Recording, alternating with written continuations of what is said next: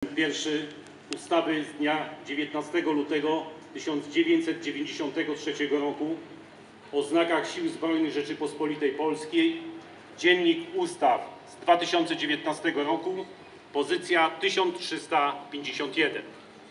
Na wniosek wiceprezesa Rady Ministrów, ministra obrony narodowej nadaje Batalionowi Dowodzenia Marynarki Wojennej w Wejherowie sztandar jako znak uosabiający Rzeczypospolitą Polską, symbol najwyższych wartości, sławy wojennej i tradycji oraz wierności, honoru i męstwa, których ojczyzna wymaga od swoich żołnierzy.